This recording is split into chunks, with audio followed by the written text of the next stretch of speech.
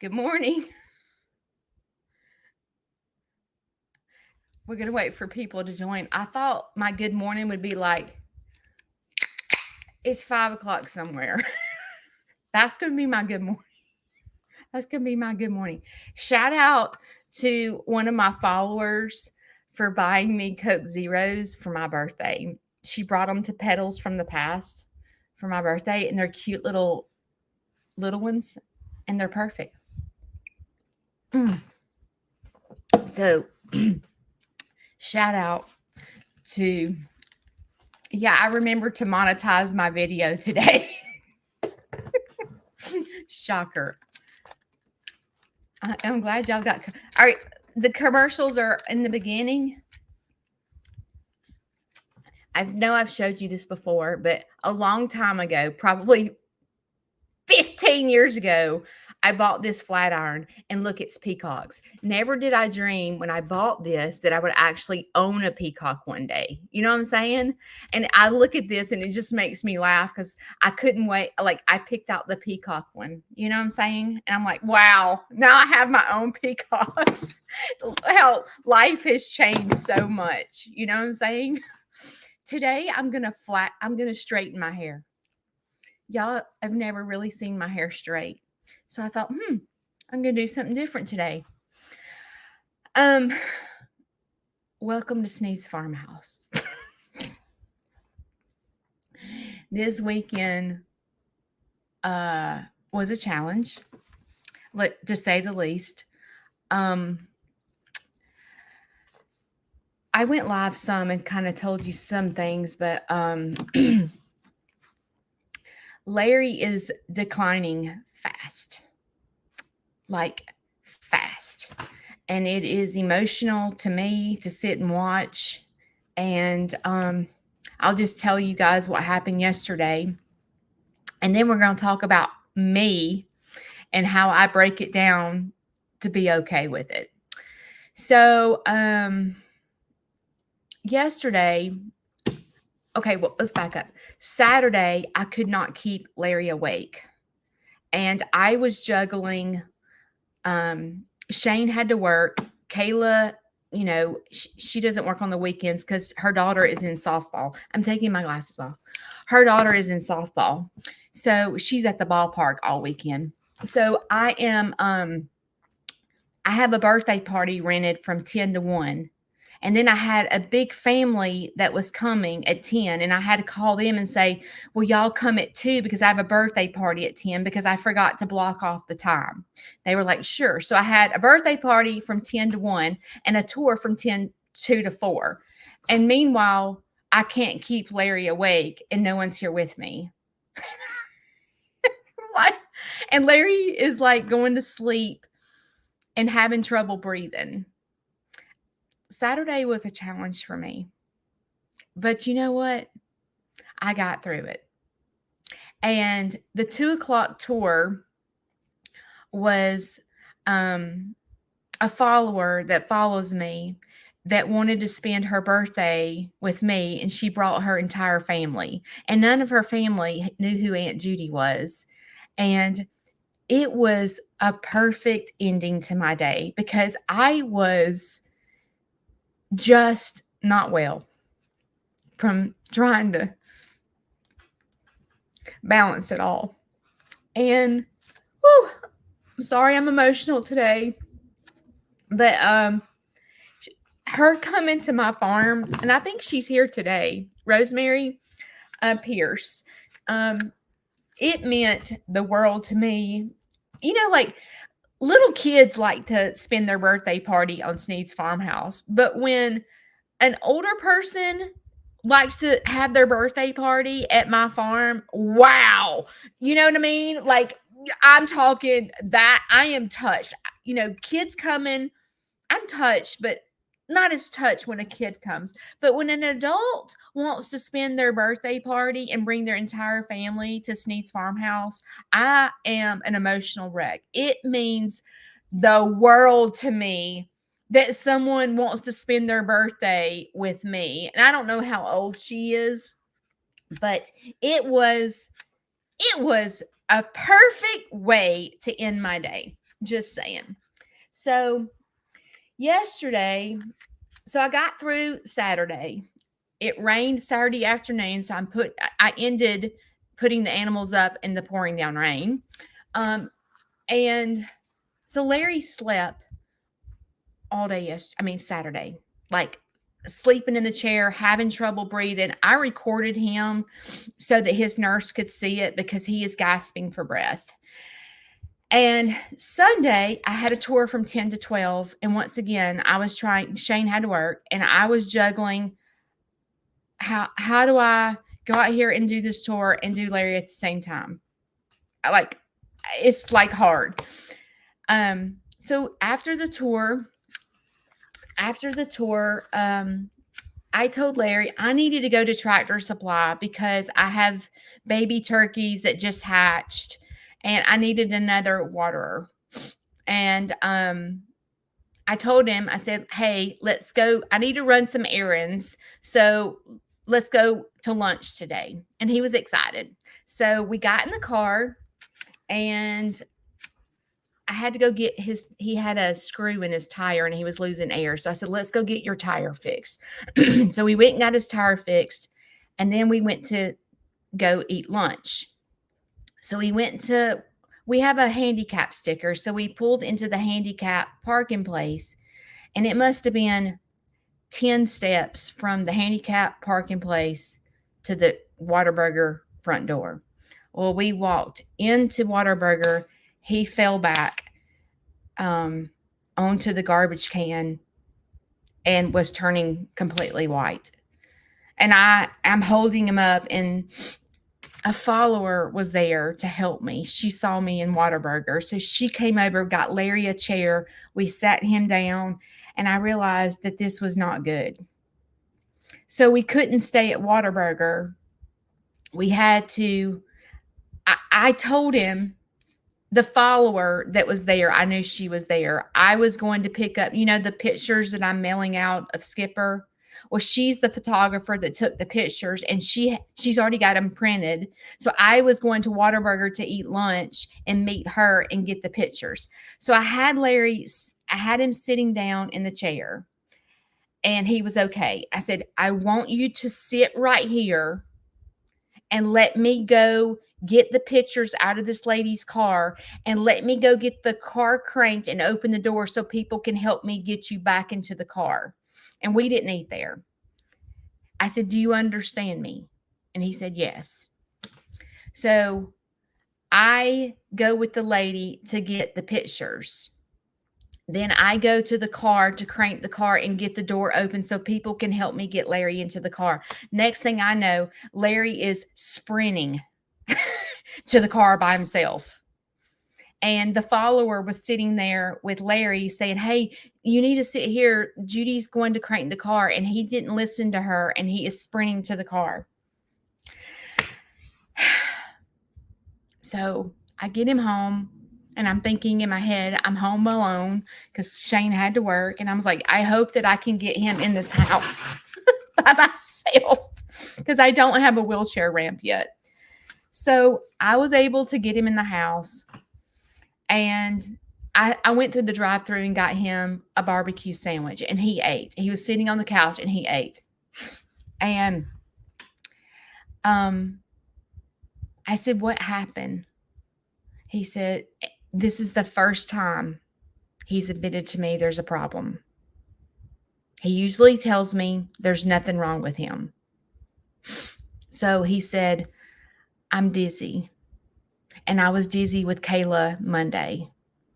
Well, Monday, we knew he was dizzy because Kayla was like behind him going like this to get him in the restaurant.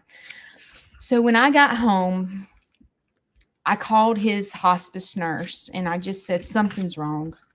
Something is wrong. And she said, Judy, this is the process. This is part of it. And she said, I don't want him walking anymore. I want him in a wheelchair. So now I'm like, okay, I can't get him outside because we don't have a wheelchair ramp. So I got a guy coming today at 5:00 to give me an estimate on building a wheelchair ramp so I can get him in and out of the house. So things are changing really fast.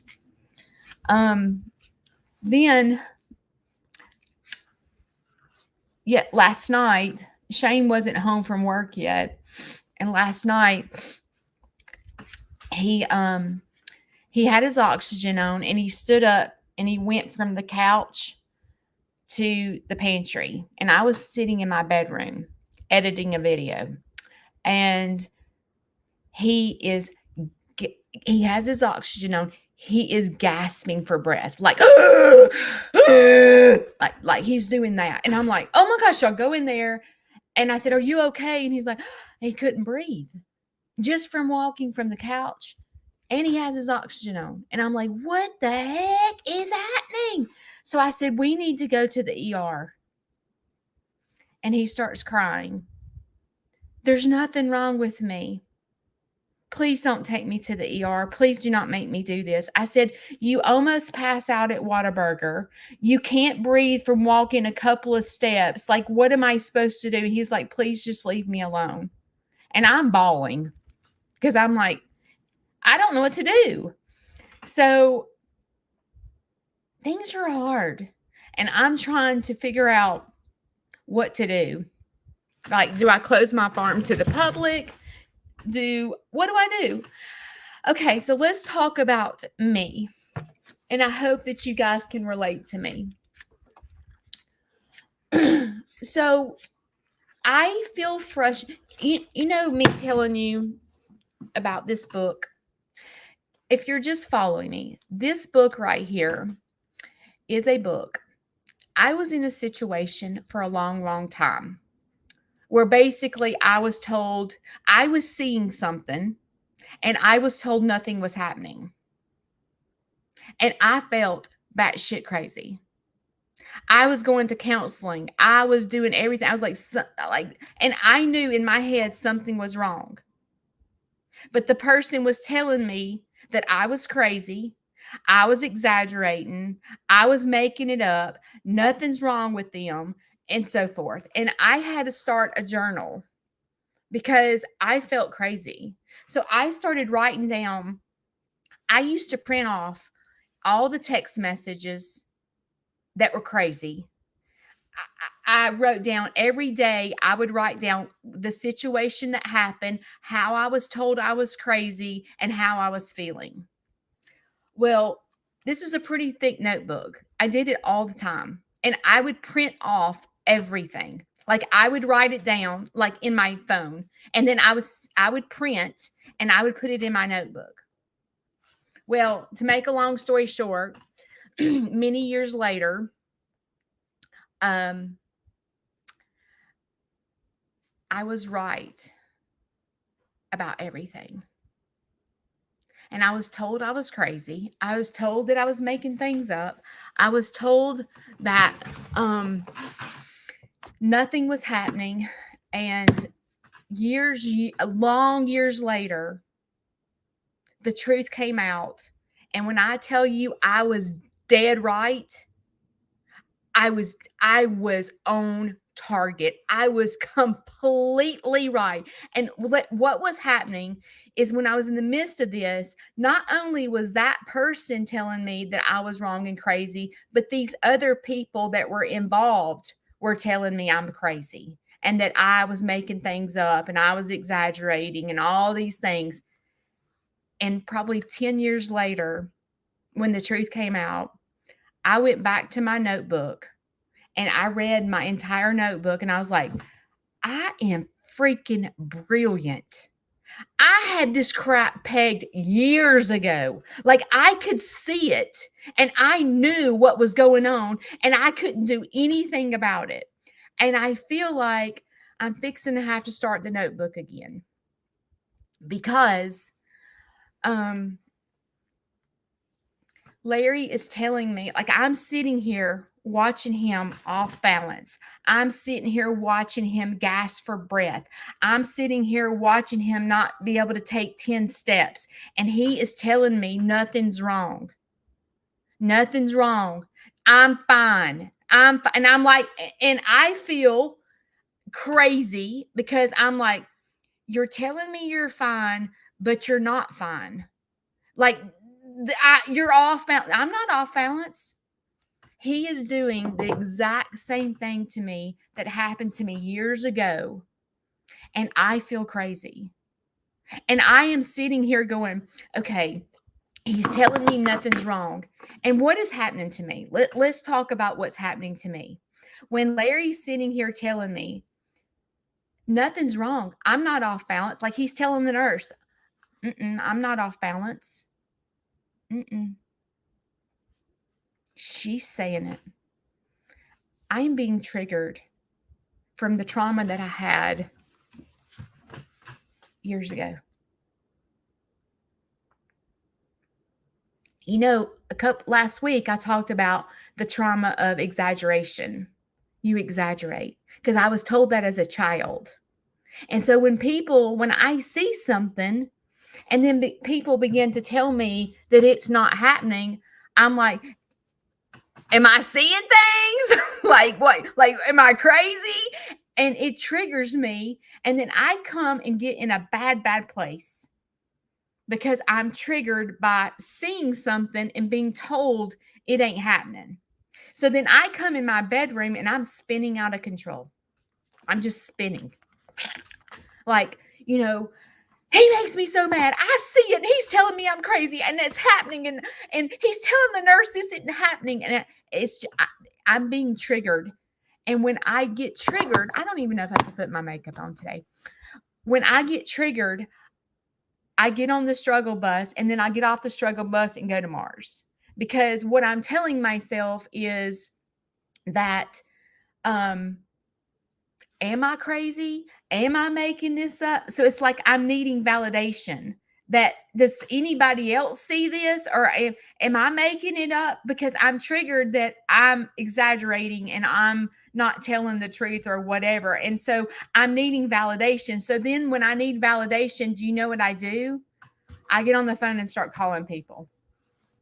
I call Kayla, I call my brother, I call Larry's brother, and I'm like, this is happening, and I don't know what to do, and I go into this panic because I'm needing validation that what I'm seeing is happening because the person is telling me that it isn't happening. And it's very, very difficult to deal with. And so I'm like, okay, how do I deal with this? How? Because yesterday I was like, I've got to close my farm. I have nine libraries to go to in June, and I can't go to them because they're an hour away. I can't leave Larry. I'm going to flipping outer space. I can't do this. He needs me. I can't leave the house. He can't even walk 10 steps. He's going to fall. And I am just spinning. I have no help. My brother doesn't care. Larry's brother doesn't care. Blah, blah, blah. You see where I'm going? And it's just like this. And I'm feeling it. And I'm having anxiety and I'm having depression and I'm just feel like I can't breathe because I'm being told something's not happening when I literally see it in my eyes.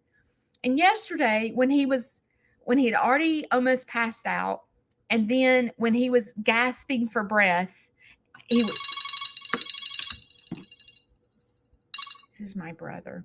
When I was gasping for breath, he was gasping for breath, I wanted to go to the ER.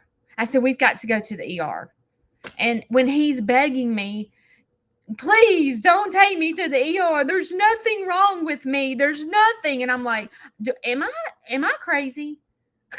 Like, am I crazy? Am I crazy?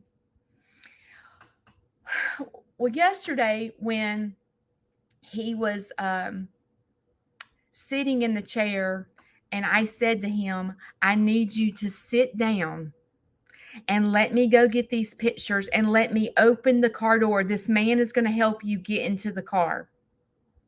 And he did not listen to a dang word I said. Well, this morning, have you ever been so depressed you don't feel like getting in the shower? and you need to get in the shower. Well, last night I was in the dumps. And I was like, I can't even take a bath. I just need to go to bed. So I went to bed disgusting. And I got up this morning. I was like, okay, I got to take a shower. I looked straight up like a cheese ball. And I was getting in the shower and I was like this. I was like, I stretched in the mirror and I saw this huge bruise right here. You see this bruise? And suddenly, as I was looking at this big, huge bruise, you see how big it is? Okay. I was reminded that I'm just like Larry. I was reminded because Kayla and I were in the farm. And what was happening was Georgia Lee, there was the boys were going crazy. So Georgia Lee was putting off a scent and Rio was trying to jump on Georgia Lee. Then Hey Mickey was jumping on Rio. They were looking like a train. And I was afraid Georgia Lee was going to get hurt. So I was trying to put my arm around Georgia Lee because I wanted to separate her. And Kayla's over here on the side going, Judy, I don't think you should do that. You're going to get hurt, Judy. I don't think you should do that. And I'm Larry. And I'm just going with it. And I went to grab Georgia Lee and she raised up real quick and I got slammed into the fence. And I went like this and I hit my head on the fence. It knocked me cuckoo. And I have 8 screws and 4 plates in my neck. And when I tell you that it jarred me and I was having major headaches and I got this huge bruise because I didn't listen to Kayla. Kayla was telling me, Judy, I don't think this is a good idea. Judy, and I'm Larry and I'm going to get up and run to the car without doing. But I was thinking that I knew best. And I wasn't listening to Kayla. So therefore, I had this huge bruise on my hand and I was not cuckoo and had a headache for 3 days because I wasn't listening to Kayla.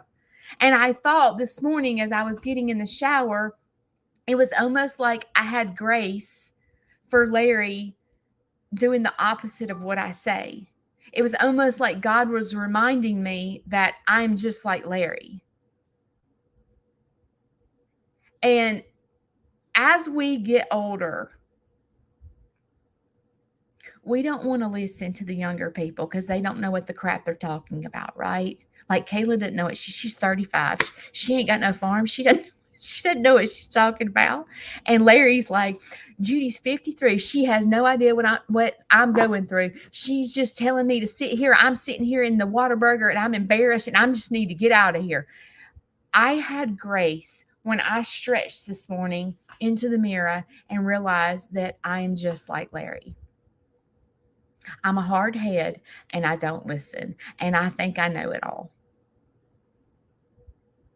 So I'm telling you that, do y'all have your protein? As you get older, when your children or your friends are trying to tell you, I don't think it's a good idea. I think you need to go to the ER. I think that you need to not do this. We don't listen because we think we know it all. When someone younger than us when our kids start telling us what to do, by golly, I raised you. I put diapers on you. You ain't about to tell me what to. You're just trying to take advantage of me because I'm old. And, when those things start happening, we as older people, we think we know it all. When these younger people are trying to protect us, Kayla was trying to go, Judy, I don't think this is a good idea. And I was thinking, oh, yes, it is. And I just went upon myself to do what I wanted to do. So if you are Larry or Judy and your children or your friends are trying to look in the best interest of you and saying, I need you to sit right here and let me go open the car door and let me get some help to get you into the car.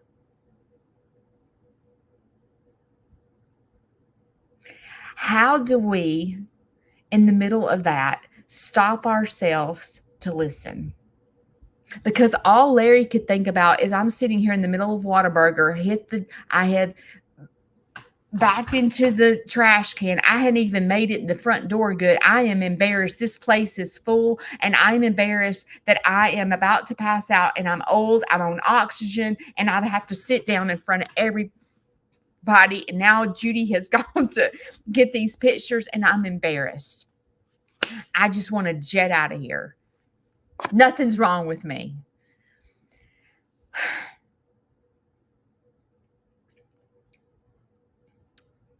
Let's switch back to me.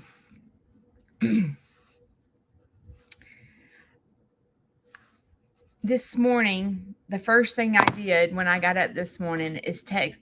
I'm on a one-on-one basis with my doctor. My chart is like, I have like 3 charts this thick, okay? Like I go to counseling a lot. So I messaged my counselor this morning and I said, I'm not doing well. If you have a cancellation today, please let me know. So that was one thing that I could do to take care of myself. The second thing is recognizing that I am not on the struggle bus. I am literally in Mars with Larry. And I thought today, I told Kayla this week, what happened Friday. Friday, I can't remember. I think I had a big tour Friday. Not sure. And Kayla feels guilty when she can physically see me out there sweating my butt off, killing myself, and she's literally sitting in the chair with Larry. Kayla feels guilty. Kayla's like, Judy needs help. Larry's sitting down in the chair. Let me go help Judy real quick. And Kayla is trying to go back and forth because she loves me and she loves Larry. Well, what happened was she came out there with me Friday because Larry was just sitting down and he was fine. And so she came out there and helped me with the tour. And Kayla and I are going back and forth. Okay, so in the middle of the tour, I said, let me go run out here and check on Larry. Well, Larry was sitting in the chair outside sick. And he couldn't get in the house. And me and Kayla were out there in the farm, and Larry didn't have anybody to help him. And this weekend, that was Friday. Saturday, I couldn't keep him awake. Sunday, he almost passed out, and he was gasping for breath. So I told Kayla, I said, things are going to have to change. We no longer can leave Larry. Because if me and you are out in the farm trying to do a field trip or a tour, Larry could be on the patio trying to get in the house to go to the bathroom, or he could be sick, and we're out there working and he's being neglected. So we can't do this. Someone is going to have to be with Larry 24/7. Why? During the day, I guess I should say. So things are changing for Kayla and I. And I'm sitting here trying to figure out how to do everything because everything's totally new. How do I film? How do I do field trips? How do I go to these, libraries? And again, I'm starting to spin out of control because I'm panicking. So things are changing fast. Things are changing real fast. And Larry is not accepting the changes. He's not. There's nothing wrong with me. I'm not going to the ER. I'm not wearing oxygen. I'm not off balance. I'm not sitting here in Whataburger. There's nothing wrong with me. You're making it up. So I decided today Kayla's coming. I have been with Larry by myself all weekend. I need a break. So today, I have not spent my birthday money. I got birthday money and I haven't spent it. So today I told Kayla, I said, hey, when you come here today, First of all, I need to go to Tractor Supply and get a couple of waterers because I have babies that were born this weekend. And I was supposed to go get waterers yesterday, but I couldn't go to Tractor Supply because Larry was too bad. So I said, when you get here today, I need to go to Tractor Supply. I need to get this stuff. I need to go pay my car payment. I need to do some things. Go spend I need new bras, to be honest. So I was like, let me go spend some birthday money, and you stay here with Larry. So the nurse, I'm hoping, is coming today. But I feel like when things are like this, you know how I tell you that you need to pause and look at yourself and look at your ownership in this? You know what that's when you know you have healing. Is when you're in total chaos and go, what is my ownership in this? What am I supposed to be learning? What is happening? Where am I mentally? When you're able to pause and get yourself to sit here and figure out what your ownership is. Larry, I know I can't in this moment, I have to figure out myself, right? What do I need to do to take care of myself? Because without taking care of myself, I can't take care of Larry. So when I pause and go, first I paused. Then I have to figure out what the crap is wrong with me. Why am I in outer space? And then when I do that, I'm able to realize that I am triggered by past trauma. When he sits there and tells me, I'm not dizzy. There's nothing wrong with me. I was fine in Whataburger. There's nothing wrong with me. I'm triggered by past trauma. And I have to deal with that in that moment. And the way I deal with that in that moment is like today when I go out by myself today to run errands, I got to buy a notebook and I got to start journaling. Like today is Friday and I was in the farm doing a tour and Kayla came out there to help me. And when I went back to the house, he was sick and couldn't get in the house. And he's telling me that it's because he ate an ice cream. That's why he was sick. He was because he ate an ice cream and it caused him to not be able to breathe because he ate ice cream. And I have to write this down because often I'm going to have to reflect back to my notebook to see my feelings are valid. Because there's going to be a day where I'm going to be grieving the loss of Larry. And I'm going to remember all this bad stuff about, oh my gosh, I should have took him to that day that he was almost passing out. I should have taken to the ER. I shouldn't have listened to him. I should have just did it. Because, as, when you have a child and they're sick and they're like, Mom, I don't want to go to the doctor. Well, you as a parent have to take them to the doctor, and you can't listen to your 5-year-old tell you that they don't want to go to the doctor because they're sick and they need an antibiotic. You have to overrule that child, that 5-year-old that tells you they don't want to go to the doctor.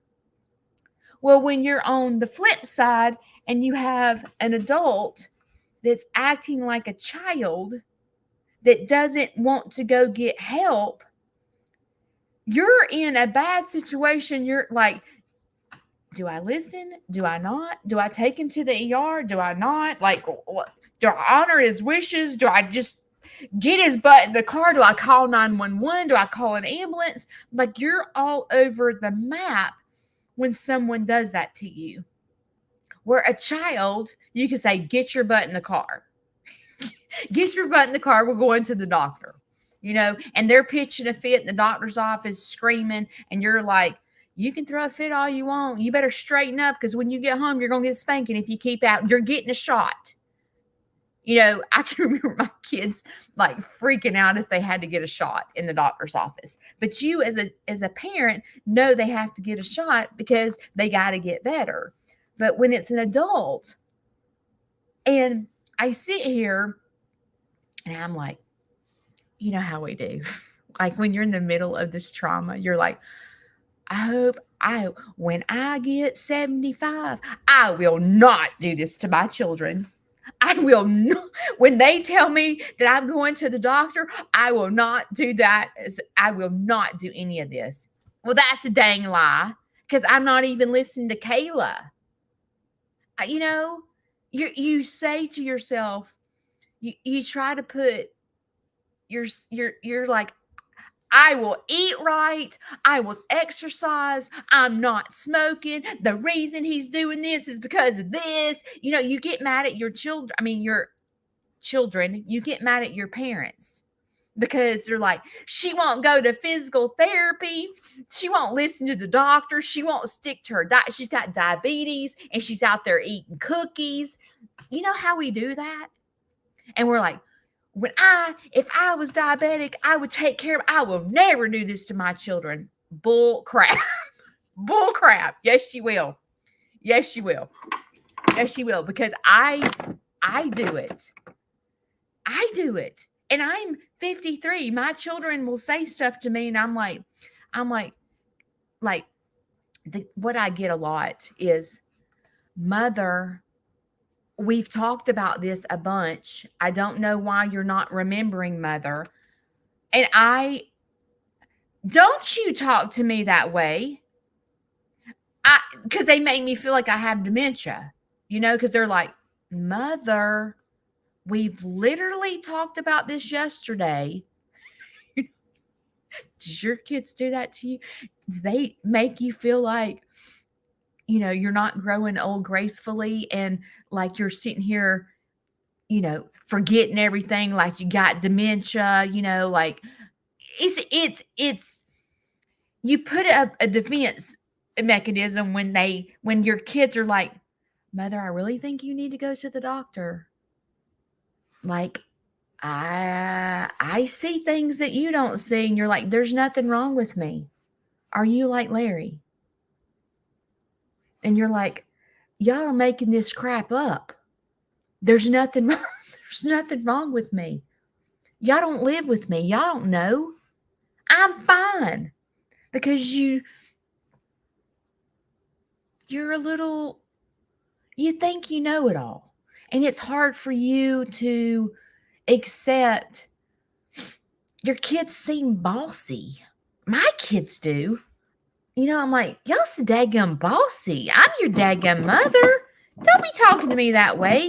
But as we get older and our kids, it's almost like our kids become the parents and we become the child, and it all starts reversing. We don't like it. We don't like to be told what to do. Our kids are not, and then you're like, do you do this? My kids you walk into the doctor's office and they say, okay, what's going on? I don't know. Ask them. They're making me come here. There ain't nothing wrong with me, but these jacklegs are making me come to the doctor because they're telling me that I can't remember anything. And like, they say that I'm not breathing good, but there ain't nothing wrong with me. They're saying they're saying I'm off balance. So ask them what's wrong with me because there's nothing wrong with me. Y'all get me. Y'all get me. If you're older and your kids start being bossy, you know what I'm talking about. It's not fun. It's growing older. Listen to me. If I don't teach you anything else, if you're older and your kids are bossy, y'all have got to put tools in your pocket. Because as you get older, you start facing different challenges in your life. And if you do not put the tools in your pocket, you're going to be Larry. And you're going to have to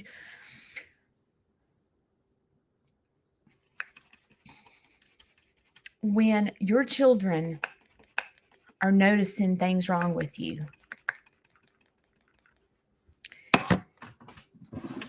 the tool that you're going to have to put out of your pocket is to know that your children love you tremendously. And when they're saying, Mom, Dad, something's wrong, we need to go to the doctor, and you're bucking them, the tool that you need to pull out of your pocket is break down what your children are trying to say to you. Because you go to, they're bossy. They're bossy. They're telling me what to do. You know what I'm talking about? That's where you go. But when you get to the point where you pause and go, okay, what is my children trying to tell me? They're forcing me to go to the doctor, and there's nothing wrong with me. Sometimes we can't see things ourselves. Larry, I don't know if he's in denial. I don't know if it's dementia, like him telling me there's nothing wrong with him when I literally am sitting here looking at it, and he's making me feel like I'm crazy, and he's spinning me to a triggering outer space moment. It don't feel good. But that's my problem. That ain't Larry's problem. That's my problem. That's something I have to deal with. He's not triggering me on purpose. That man loves me. That man would do anything for me. So he's not doing it on purpose. And your children, when they're like, Mom, we need to go get yourself checked out. And you're like, they're forcing me to go to the doctor because they're a know-it-all. The tool that you have to put in your pocket is to pause and go, what are my children trying to tell me? Are they trying to be bossy and tell me what to do? Are they just trying to be are they being mean to me? Are they forcing me to do things I don't want to do? The tool, when you break it down and you're older and your kids start doing this to you, and the tool you pick out of your pocket is to pause, break it down, then you can see the big picture. Your children love you. They're scared they're going to lose you. They want you to have a quality of life. They're not trying to be bossy. It comes across bossy. And what happens is when you start bucking the system, your children start getting mad. And then it becomes unpleasant because I feel mad at Larry. And that's my problem. I'm mad at him because he's given up. And I don't want him to give up. I'm mad at him. I'm mad because he's literally I feel like he's doing nothing to help himself, because we should have been at the ER this weekend. We should have been at the ER. Something is wrong. Now, the nurses are saying that it's his oxygen. I'm not totally convinced of that. I will tell you this: if it is his COPD and oxygen, it's declining fast. And I would think COPD would be a gradual change, and this is drastic. And I feel like there's something else wrong. But am I a doctor? No. I feel like we need to go to a pulmonary doctor and confirm. First of all, I know absolutely nothing about COPD. Nothing. I don't know if you do decline that fast. I mean, I do know you never get better. It just keeps getting worse. I do know that. But to go from being able to walk 10 steps to gasping for breath, something has changed big time. And I feel like the best thing for us to do is to go to the ER. But when I got somebody bucking me and making me feel like I'm all over the place and it's not as bad as it is, and I'm sitting here watching it, it is very difficult for me. So if you can put yourself in Larry's shoes and know how he feels. Know how he feels. But also breaking it down to understand that your children, my nose is running like crazy. Your children are trying to protect you. And sometimes it comes across as I know it all or bossy. But the tool, again, if you break it down, are your kids really trying to be a butthole? I mean, they're coming across as a butthole. Okay. They are. They're coming across as because they're starting to get mad at you. They're starting to go, Mother will not listen to me. I'm telling her to sit in this chair and Mother's doing whatever she wants to do. She's just bullheaded, hard-headed. She's just going to do, and she's going to fall.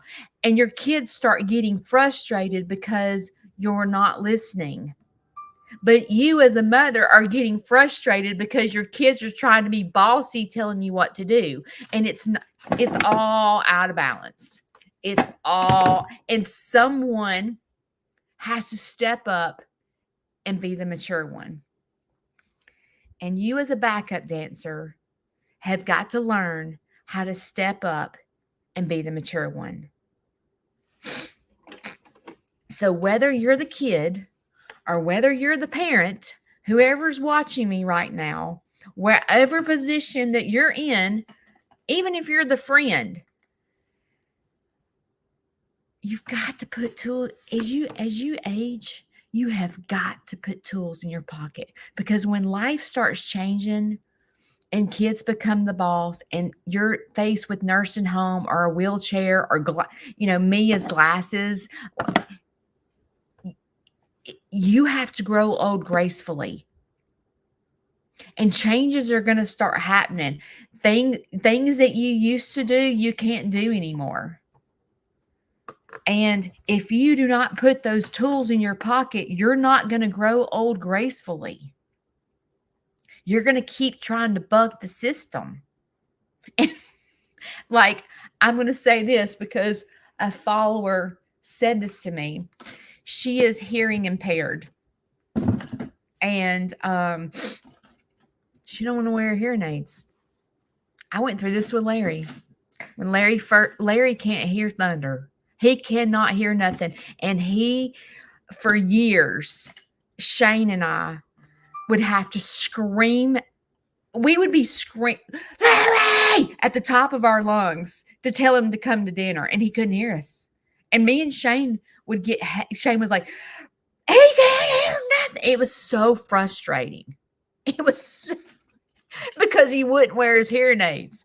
And for someone that is around someone that can't hear and you're repeating yourself 24/7, it's frustrating. It's so frustrating. And it seems so simple to me. Wear your hearing aids. You can hear. But as we get older, we don't want to accept that we have these in our ears. People can see. That means we're old. It's embarrassing to have hearing aids on and they're on your ears. And it's a sign that you're getting older and all these things that happen. It's like we're not growing old gracefully because it's me. Let's talk about me. I hate these son of a guns. I feel like I look much cuter with no glasses on. I hate them. But I am blind in one eye. And I'm not growing old gracefully because I hate these glasses. Oh, I thought I heard it. He's going in the bathroom. He's moving now. He's moving his oxygen. There was a time, and it was just a couple of years ago, when I would take a picture. This is me. Okay, I'm wearing my glasses. I'm hating wearing glasses. I'm old. Every time I would take a selfie, I would take my glasses off for the longest time because I hated seeing myself in glasses. I hated it. And I could not see without them. And as time has gone on, it's really when I started getting transition glasses. I feel better in transitions because I feel like they're sunglasses. So I feel like when I'm out in the farm and I take a picture of myself, it looks like I have on sunglasses and not, you see how stupid this is. And I have on glasses. But, it's like I'm not growing old gracefully, accepting the fact that I can't wear contacts because I have astigmatism. But it's taken me a minute to get to acceptance. And it's going to take you a minute to get to acceptance if you lose your ability to walk, or you have to use a walker, or you have to use hearing aids, or you have to wear glasses, or you have to get out of the bed a little bit slower, or you can't bend over and get up like you used to get up. It's like you have to get to acceptance. And it took me years, and I'm not completely in acceptance with my glasses. I mean, there's still times when I take them off to take a picture, especially like a professional picture. I try to take them off because I don't want to wear them because I feel old. And I don't want to feel old. So I just and on YouTube, a lot of people that follow me, and I've said this before, are 65 and older.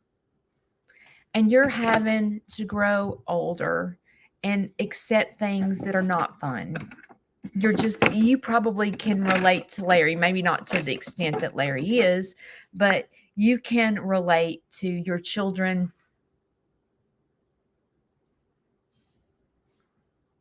trying to be bossy.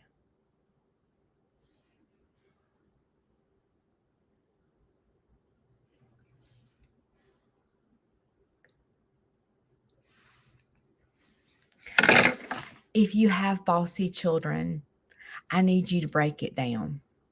And if you need help breaking it down, you can message me.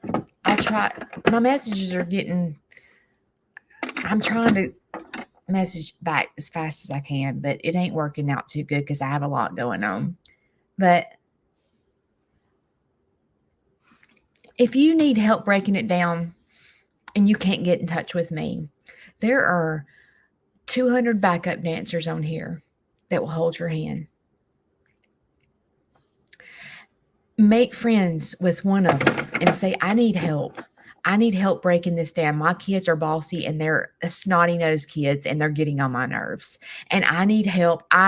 This is happening in my life. I'm having to use a Rolinator and I don't like it, or I'm having to use oxygen and I don't like it. And I just need help because these daggum kids of mine are getting straight up on my nerves. Okay. If you need help breaking it down, if sometimes I need subjects to talk about. So if you private message me and go, this is I'm not going to say your name or the person's name, but I can get on here and go live and help break it down if you need help. And if you can't get in touch with me, you can always get in touch with Kayla, Chris, or Karen. They're my moderators. They can, maybe their answer, I don't even know I guess you can go follow them and just say, I need help with this. And then Karen or Chris or Kayla can message me and go, you have a follower that's wanting you to break this down. And I will do it. And I don't have all the answers. I can just try. But just know that we all have to grow old gracefully together. And the backup dancers here, I feel confident enough that we're all here to help each other. And I don't feel like there's a lot. I mean, there may be people that judge, but I feel like the true backup dancers that are they're learning how to break things down so they can hold your hand. If you're new to Sneed's Farmhouse and you don't even know what it really means to break it down, there's people that will hold your hand that'll help you break it down.